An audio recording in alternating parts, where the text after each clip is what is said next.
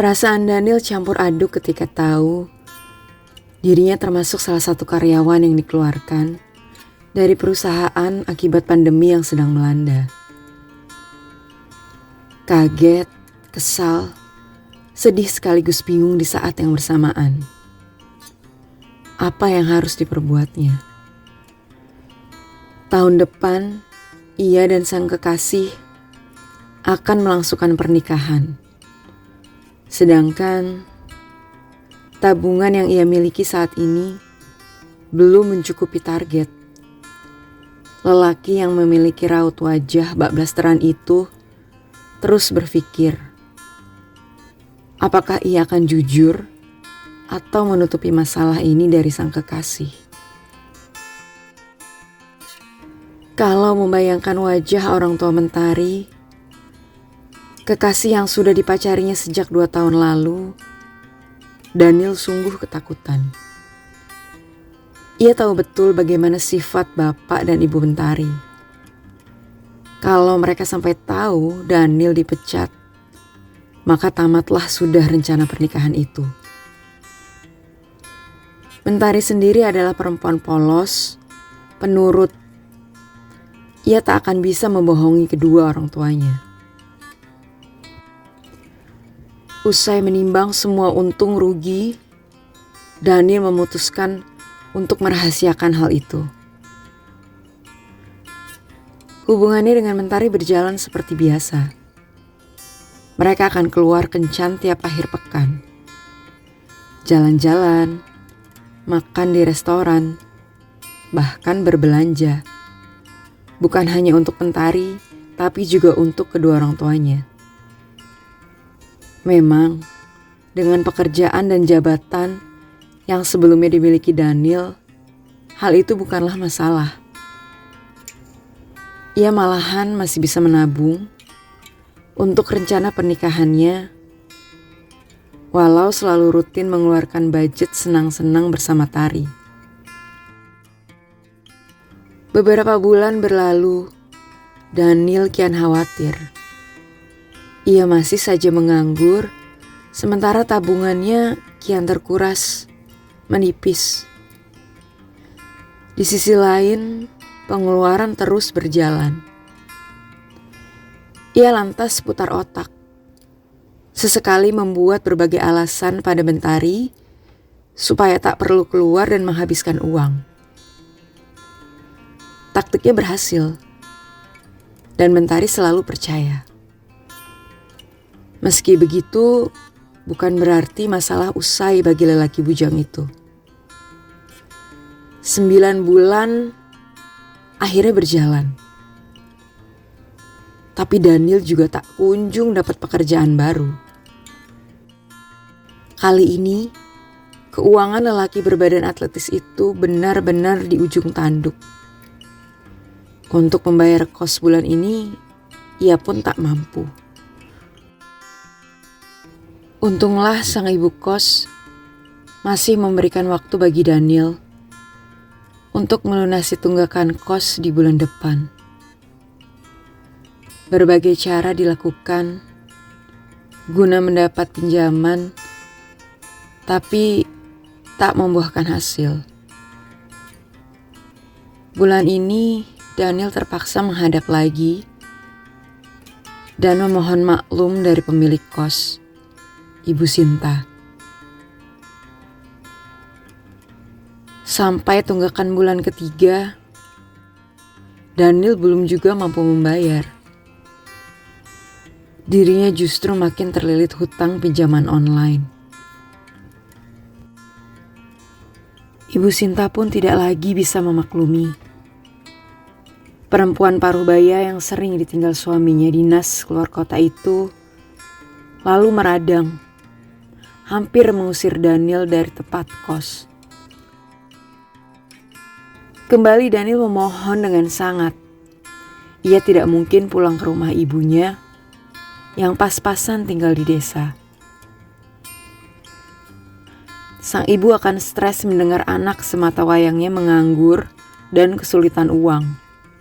Sedangkan keluarga Mentari akan buru-buru memutuskan hubungan anaknya itu dengan Daniel. Apalagi sampai tahu Daniel diusir dari kamar kos. Wajah putus asa Daniel terpampang nyata di depan Bu Sinta. Perempuan genit yang selalu merasa kesepian itu lantas berniat meniadakan semua tunggakan. Bahkan berjanji akan memberikan Daniel kucuran dana segar tiap bulannya. Tapi melalui satu syarat. Daniel tertegun mendengar syarat perempuan yang 23 tahun lebih tua darinya itu. Ia sempat bimbang, ragu. Akan tetapi akhirnya terpaksa menurut karena merasa tak ada jalan lain. Begitu Daniel setuju, Bu Sinta tidak bisa lagi menahan hasrat terpendamnya. Ia menengok ke kanan dan kiri, memastikan dua penghuni kos lain benar-benar tidak ada. Lalu dengan kencang mendorong Daniel hingga pemuda itu jatuh terpelanting di lantai kamar tidurnya. Bu Sinta lantas buru-buru menutup pintu dan menguncinya. Mereka berdua pun bergumul hingga bermandikan keringat. Sementara itu, Mentari merasa akhir-akhir ini Daniel kian jauh darinya dan selalu saja sibuk kerja. Ia merasa iba, berpikir jika Daniel kerja terlalu keras untuk bisa mewujudkan pesta pernikahan mereka tahun depan. Karena itu, bermodalkan kunci kamar yang pernah ia duplikat diam-diam, Tari, begitu ia biasa dipanggil, merencanakan sebuah kejutan ulang tahun untuk sang calon suami.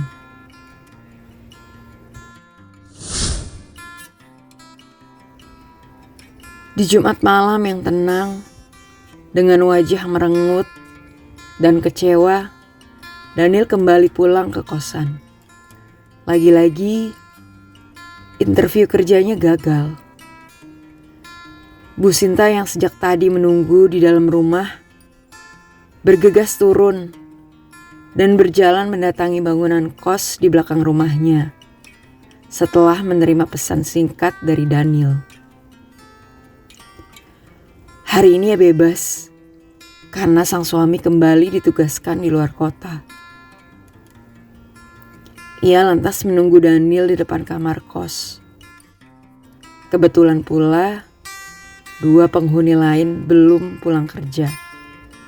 Makin leluasalah perempuan itu.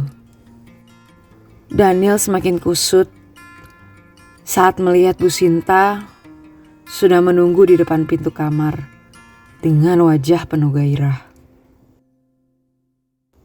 Apa daya, lagi pula lelaki muda itu tahu jika pelayanannya sudah selesai, ia pasti akan menerima banyak uang, seperti tempo hari.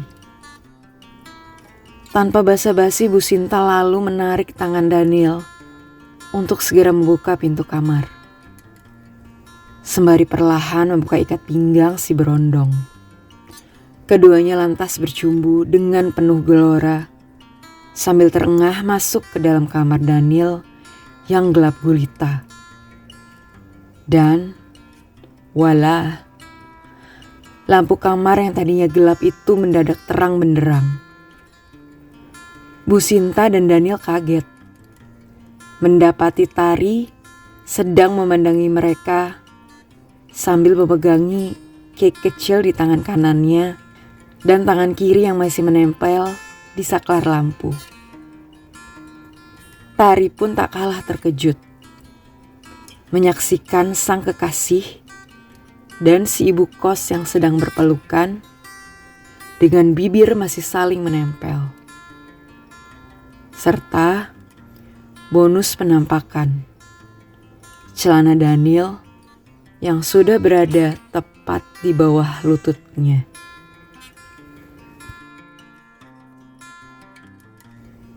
Selesai.